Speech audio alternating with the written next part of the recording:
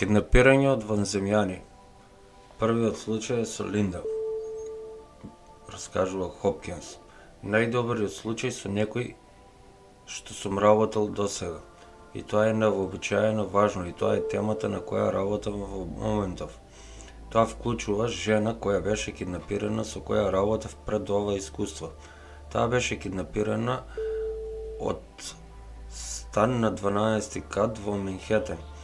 Лепдела низ прозорецот и во овој случај станарите ја виделе како НЛО сака да ја киднапира нивната комшика. Затоа не беше маскирано или скриено или што уште не. Иако беше 3 часот наутро, оваа жена беше сведок како лебди со тројца вонземјани под НЛО-то. Една жена, луѓето кои на широко ги интервјуирав, го опиша низиниот апсолутен ужас кога ја видела оваа гледка. Низиниот прв обид да си го објасни тоа изгледаше вака: тоа не може да се случи. Тоа беше, мора да е некој филм, некој снима филм, ова мора да е филм, бидејќи е невозможно, а сепак го гледам. Имаше и други луѓе на местото исто така преплашени. Има луѓе кои лебдат во воздухот, како што тие го опишаа тоа. Ме контактираа луѓе на теренот. Тие се уште не сакале да се користат нивните имиња, но сака да разговараат со мене лично, од различни причини, но го опишаа токму истото. Добив соодветни групи на цртежи на она што секој го гледа од своја страна и перспектива. Друга жена со која долго се занимавав го видела НЛО-то веднаш до зградата. Таа рече дека е огромно и во тој момент некако низиниот автомобил застанал и низините сеќавања се многу нејасни од тој момент. Како некако или онака, како што често се случува во овие случаи, имало некаков ефект, електромагнетен ефект или како и да е. Не знаеме како да го наречеме. Што ја запрело колата и нивните сеќавања отидоа само до степен да го видат ова НЛО веднаш до зградата, пред луѓето да испаднат надвор. Имам уште еден сведок на другата страна од улицата. Овде имаме очевидци на луѓе кои тврдат невозможна работа. Лебди на 12-тиот кат горе во зрак со светлина. Има многу други сведоштва поврзани со ова, од кои некои не сум слободен да ги презентирам во моментов. Втор случај на Хопкинс, кога го разгледав едниот случај што го истражува во далечната 1975 година, кој имаше врска со слетување што го забележал човек што го запозна во Њу Џерси. Малите силуети излегле од летачката чинија и копале примероци од земјата и така натаму. И кога конечно дојдов до него на телефон и му ги поставив прашањето многу отворено. Дали се сеќавате на нешто необично што се случи во паркот околу јануари оваа година? Човекот ми рече: секако, никогаш нема да го заборавам тоа. И како што почна да го опишува, почнаа морници да ме лазат. Затоа што нешто во мене дури и тогаш, откако видов се и неколку години пред тоа, кога имав иста случка, не сакав да прифатам дека ова е вистина и дека навистина може да се случи. Од 3. Едно писмо, изјавува Хопкинс, од една жена која пишува за своето дете. Таа беше толку загрижена, незината ќерка има 3 години. Кога ја легнала ќерка си, девојчето почнало да плаче и рекла: сакам да се сокријам. И мајката ја прашала зошто, а таа рече: се кријам затоа што малите луѓе ќе ме фатат. Ова навистина ја преплашило мајката, а таа прашала: што се случило со малите луѓе?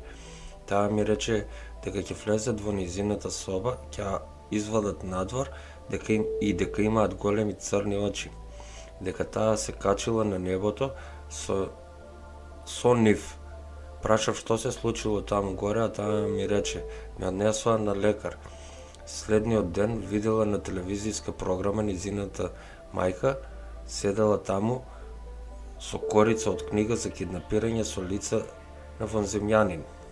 Малото девојче скокнало на колена, покажувајќи кон телевизорот, викајќи по мајка и: тоа се тие, мамо, луѓето. Таа ги покри очите и рече: се плашам, мамо, никогаш досега не сум видел токав страв кај мојата ќерка Никол. Во истата недела таа нацрта многу лица со сосема многу јасни и детални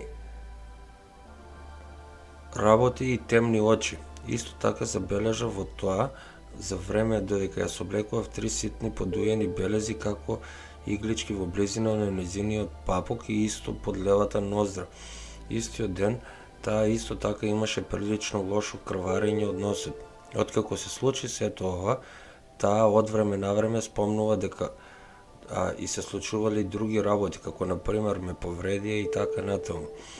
Сваќам дека добивате многу писма од овој вид, од кои некои се лажни, но верувајте ми, ова не е измислено. Ако сето ова е навистина и се случува на моето девојче, те молам дај ми совет како да ја помогнам да се справи со овие посети. Знам дека си многу зафатен човек, но те молам, можеби краток одговор на моето писмо може малку да ми олесни вознемиреноста, господине Хопкинс. Нема шанси некој да ги прочита овие писма без да одговори. И идејата дека нешто такво е измислено од барател на публицитет или што и да е, како што сакаат да кажат скептиците, е само апсолутна глупост. Работев со некои од овие луѓе, потоа ги упатив на други истражувачи и мислам дека им донесов малку леснување, помагајќи им да истражат што навистина се случило со нивните животи. Четвртиот случај, Хопкинс. Работев со еден човек кој еднаш беше поручник во армијата во моментот на инцидентот. Голем висок човек, ирец, прав маж, има млада сопруга и мало бебе и ми каже дека кога го однеле во НЛО-то, го ставиле на маса парализиран, преплашен, не можел да се движи. Решил дека кога ќе се симне од масата ќе направи проблем ради тоа. Каде и да е и како и да е. Мислел тој дека ќе успее. И тој рече дека бил подигнат по овој физички преглед, кој бил понижувачки, неговите стапала се спуштиле на подот и рече и одговори само: пупка, само стоев таму како пупка. Не се мрнав, не направив ништо, едноставно не можев да направам ништо.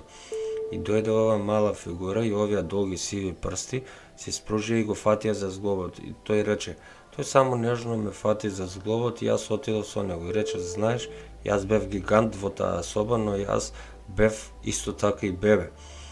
И тоа беше толку тешко за овој човек со сите негови знаења и воена обука, да си призна дека тој може да биде експеримент на земјани, иако го мислите тоа како пример за оно што може да го чека општеството во одредена смисла, тоа е прилично мрачна иднина. Петиот случај на Лонг Ајленд. Објаснува Хопкинс.